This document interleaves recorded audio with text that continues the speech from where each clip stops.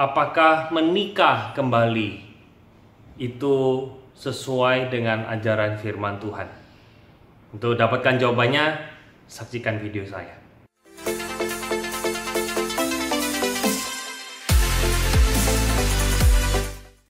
Halo teman-teman semua, balik lagi sama saya Albert Kurniawan dalam YouTube channel saya.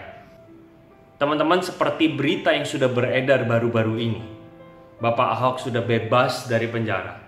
Tetapi langsung di sosial media begitu ramai, bukan hanya merayakan akan kemenangan atau kebebasan dari Pak Ahok dari penjara, tetapi muncul berita santer, yaitu dia merencanakan untuk menikah dengan Bribda Puput. Nah, apa kata firman Tuhan? Apakah boleh seorang yang sudah bercerai menikah kembali? Nah, teman-teman sekalian, di dalam ajaran Alkitab memang terpecah pandangan kekristenan soal perceraian. Apakah boleh atau tidak? Sebagian mengatakan boleh, sebagian mengatakan tidak boleh. Saya jelas di dalam pandangan saya tidak menyetujui adanya perceraian. Teman-teman bisa cari di dalam video saya soal perceraian. Nah, sekarang pertanyaannya adalah, bolehkah setelah bercerai menikah kembali? Nah, maka dari itu saya ajak kita untuk melihat bersama-sama dari Matius 5 ayat 32. Di sana dikatakan oleh Tuhan Yesus bahwa ketika seseorang menceraikan istrinya, lalu dia menikah kembali dengan istri tersebut, maka ia berbuat zina.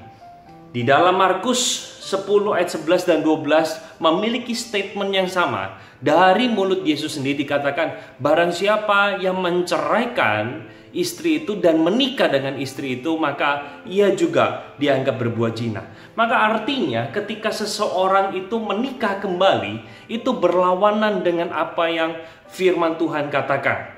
Nah, dengan jelas bagi setiap pasangan yang melakukan perceraian, maka ada baiknya tidak memperbanyak dosa dengan cara menikah kembali. Maka dari itu Tuhan dari awal sejak merancang pernikahan, dia merindukan adanya kesatuan. Nah, teman-teman sekalian, begini sekarang. Yang saya sangat sedihkan adalah begini. Ada beberapa pandangan orang-orang Kristen terhadap Bapak Ahok.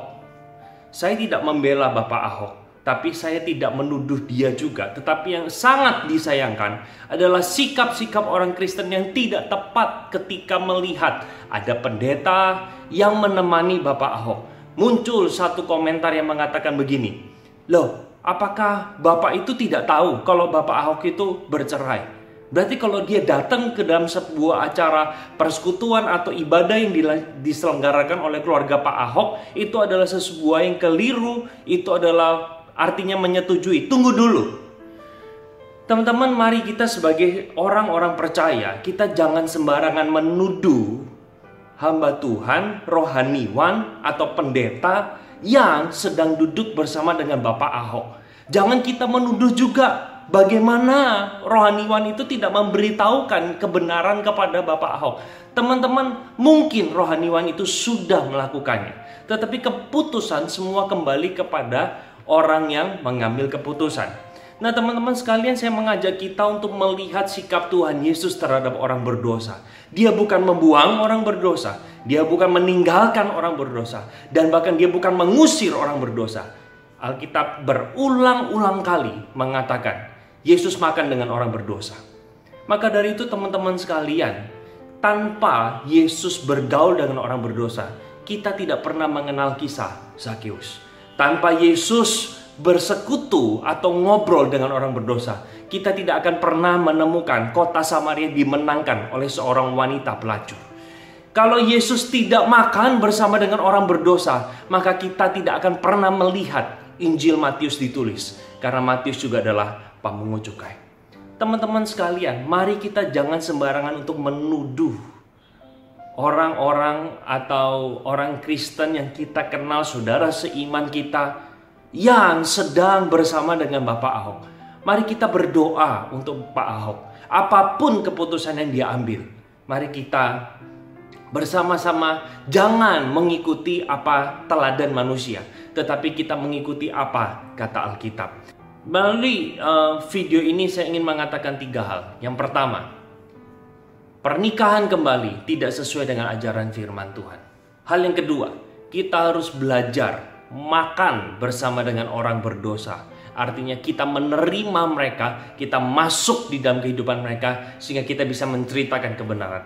Hal yang terakhir, yang ketiga adalah jangan menjadikan manusia teladan hidup kita. Saya tahu banyak orang sekali yang kecewa dengan keputusan sahabat kita yang kita kasih ini.